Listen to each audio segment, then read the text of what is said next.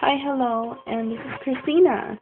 Um, I had said on my Facebook that I wanted to focus on me being a medium, and um, I know I promote a lot of my readings, my angel readings, my tarot readings, and I do like oracles, but I also like to connect with the other side. Um, and I don't know if you do believe in the other side. But I do. And this experience of knowing that there is life after death came to me when I was about 8 years old. And yeah, I was like 7, 8 years old. And it was through my grandfather's death.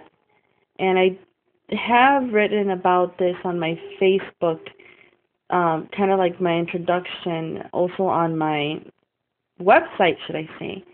On my website, I do have um, an auto, kind of like a short biography of me. And so when my grandfather passed on, I was very young, and for some reason I was very drawn to his death, but not in a very sad way, but more in a spiritual way.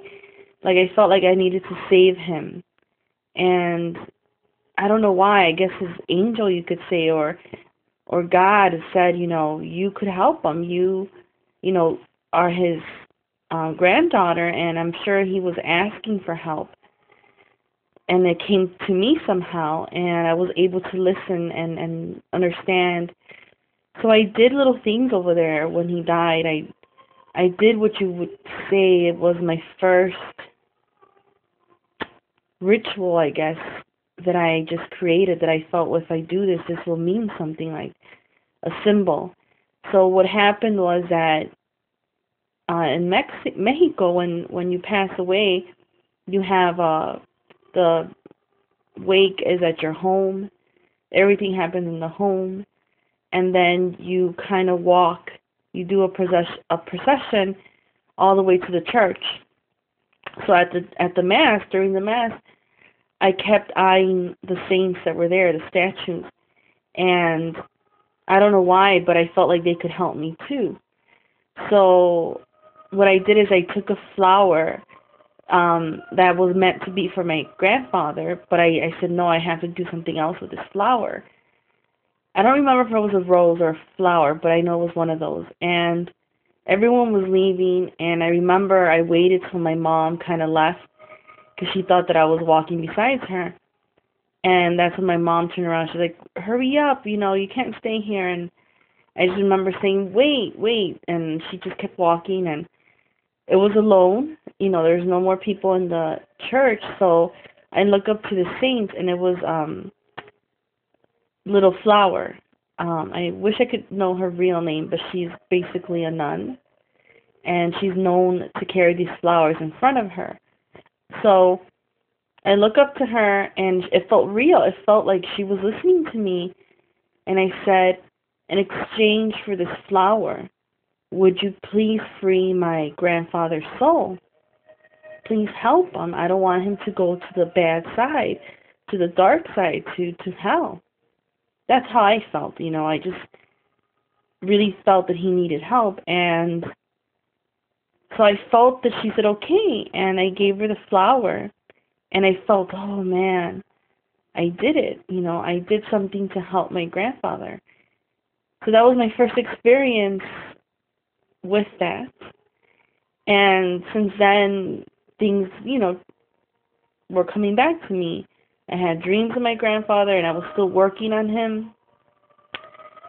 Now, I don't know, what hell is, but maybe in his mind or wherever he was, he probably didn't experience a lot of happiness during his life.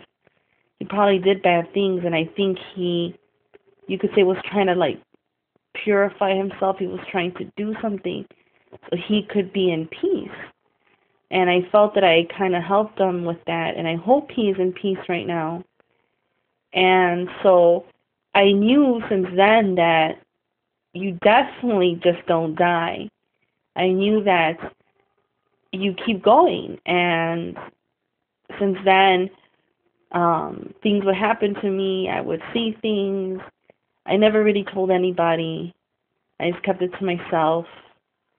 And as I got older, um, growing up in a neighborhood where there is gangs, um, gangs are basically groups of people that get territorial about where they live, and they fight each other, they kill each other.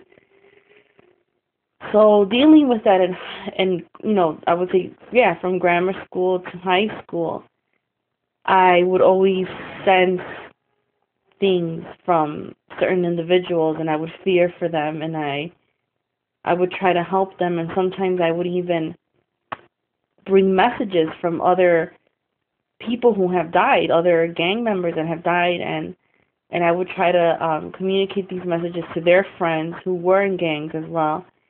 And it was kind of scary for me because I didn't want to deal with these people, but I felt that I had to do it. I just put it that way. Whenever I felt something when I was young, I just knew this is the truth and I have to do it. I was called to do something and I just did it. So I would, do this in high school, and luckily nothing bad ever happened to me. And also the people that I dealt with believed in me. And that's another thing. I think that when you speak the truth, people will believe you. People will just know that you're vibrating that you're speaking from the truth in your heart. And so yes, I've had many sessions since I was younger dealing with this, and I do love to help people deal with their death of not their death, but the death of a loved one or even a close friend. And it's very emotional, but what brings me, I guess, light through such a difficult topic, I guess, is that I know that God, that love and angels and all this goodness is in there as well, like, yes, there's tears, yes, there's pain and all this, but there's that other aspect that, we are still connected. And for me to bring back that message to that person that you're still connected to your loved one, the love never faded, the love never went anywhere, love has never been gone, it means a lot to me. So this is my first video just talking about me as a medium, and I will make more videos like this, and I do want to help you, connect with your loved one. And right now, let your loved one know that you love them. As you see this candle, that's the light of your loved one, and it's never shut off. The light never went out. Only their body, but their spirit hasn't. So just know that your loved one is with you, and if you want to connect with them, I will help you with that, with the other videos. And please comment, let me know what you want to know about, what you would want me to teach you about what I know. And I will be taking questions, and I'll answer them with honesty.